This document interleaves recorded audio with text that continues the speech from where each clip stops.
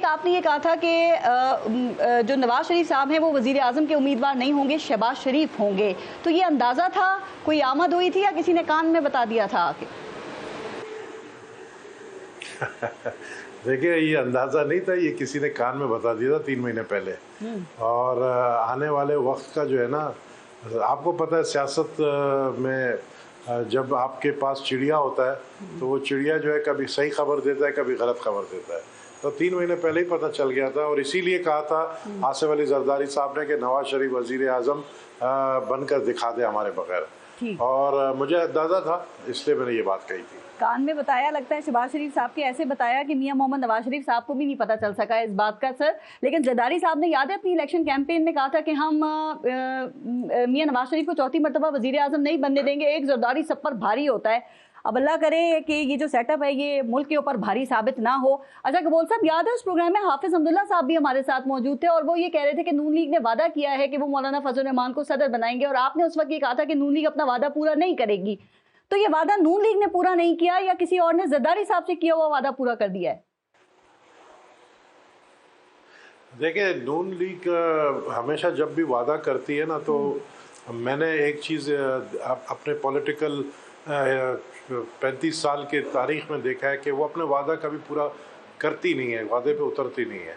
और मैंने मौलाना फजल रहमान को ज़ाती तौर पर भी ये बात कही कि ये आपके साथ जो कमिटमेंट की उस पर पूरा नहीं उतरेंगे, और बाद में उन्होंने जब वो मुझसे मिले उन्होंने इस बात को माना कि वाकई तुम सही थे अपनी जगह।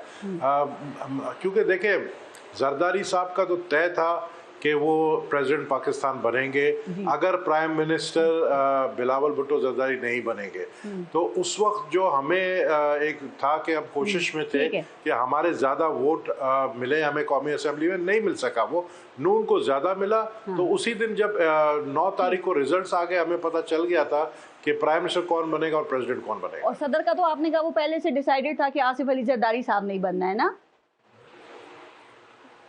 वो पहले बिल्कुल। ये इसलिए था क्योंकि देखिए, आसिफ अली जरदारी साहब के पास जो है सेकंड हाईएस्ट वोट थे, तो सेकंड हाईएस्ट वोट वाला ही जो है ना वो सदर बनेगा। तो जो ज्यादा वोट थे, जाहिर है वो नवाज, वो चिड़िया नहीं, हमने तो कोशिश की कि हमारे वोट, देखिए हमारी कोशिश थी कि हमारे वोट ज़्यादा मिले। हमें सेंट्रल पंजाब से बहुत उम्मीदें थी, हमें नहीं मिला वहाँ से वोट। लेकिन अगर हम बिल्कुल करीब भी पहुँचते तो प्राइम मिनिस्टर जो है वो बिलावल भुट्टो जरदारी साहब होते। और मैं आपको ये बात भी बताऊं कि पीपल्स पार्टी को ये ऑफर भी की गई कि आप ठीक है प्राइम मिनिस्टर बना दें बिलावल भुट्टो जरदारी, लेकिन चेयरमैन बिलावल खुद नहीं माने हैं। क्या आपका इसके ऊपर एनालिसिस है? यही बात है, आपके ख्याल में मियां साहब क्यों नहीं बने? और दूसरी बात भी जरा बता दीजिएगा, अब आपको लगता है मफाहिमत हो जाएगी, चूंकि जरदारी साहब जो कि मफाहिमत के बादशाह हैं वो ऐवान सदर में हैं, दूसरी तरफ ऐवान वजीर आजम में जो है वो मफाहमत के शहंशाह हैं।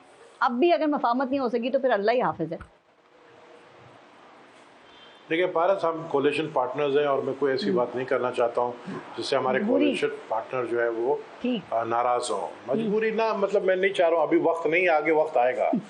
लेकिन आधी बात मरवत साहब का सही भी है, ये पाकिस्तान है, यहाँ पर लड़ाई झगड़े जो है ना ये देर ही नहीं लगाते हैं, ये आपको टाइम ही नहीं लगता कब लड़ पड़ते हैं। तो मैं ये समझता हूँ कि जो मरवत साहब ने बात कही है नवाज शरीफ के साहब के हवाले से, इसमें आधी बात बिल्कुल सच है। मैं मानता हूँ कि उन्होंने जब रिजल्ट आया, रिजल्ट के बाद जो है उन्होंने ये ज़रूर बात कही कि मैं इस हालत में मुझे मैंडेट नहीं मिला, मैं प्राइम मिनिस्टर नहीं बनूंगा। लेकिन हमें ये पता था कि हमें कुछ तकरीबन 3 महीने पहले ये पता था कि हंग पार्लियामेंट आएगा जी। और हमें ये भी पता था कि पीपल्स पार्टी का वोट जो होगा उसकी अहमियत बहुत होगी।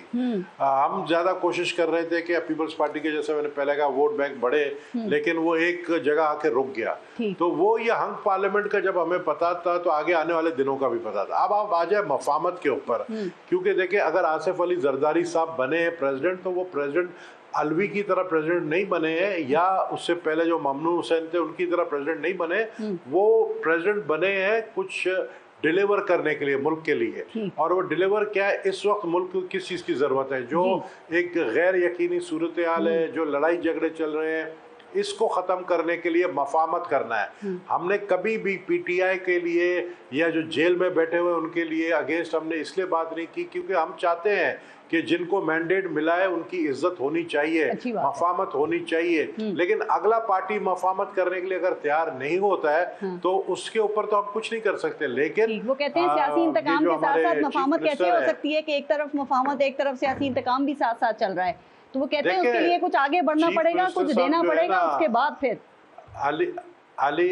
अली अमीन गंडापुर जो है वो गए हैं अपने बानी चेयरमैन से मिलने के लिए। मेरे ख्याल में मरवत साहब को भी ये नहीं पता है कि वो उधर क्या बातें की उन्होंने और खान साहब से क्या जो है डिस्कशन हुई है उनकी, वो मफामत की तरफ ही बातें हो रही है। देखो अभी मरवत साहब पूरा पाकिस्तान जो है ना 2018 में फॉर्म 47 में आया था, उस वक्त तो आप लोग खुशियां मना रहे थे और बाकी रो रहे थे। तरदीद नहीं हम खुशियां मना रहे हैं, आप लोग रो रहे हो। तरदीद आपने नहीं की है, मान गए हो। हाँ, क्योंकि कह देता कि मैं गलत बयान कर रहा हूं। बिल्कुल तरदीद कर रहा हूँ, बिल्कुल तरदीद कर रहा हूँ और मैं इसलिए तरदीद कर रहा हूँ कि मैं इसको अपने हल्के में बैठा हुआ हूँ और आप यकीन करें कि आवाम के जितने काम मसाइल हल हो रहे हैं ना वो कहते हैं हमने सही मुंतखब किया है। ये फॉर्म 45 फॉर्म 47 जो है ना, इन चक्करों में आप पड़े रहोगे तो आप लोग मुल्क को आगे नहीं बढ़ाओगे। चक्कर तो फॉर्म 47 का है, फॉर्म 47 वाले असेंबली के अंदर आप लोग को मैं एक एक चुन के दिखाऊंगा कौन 47 का है।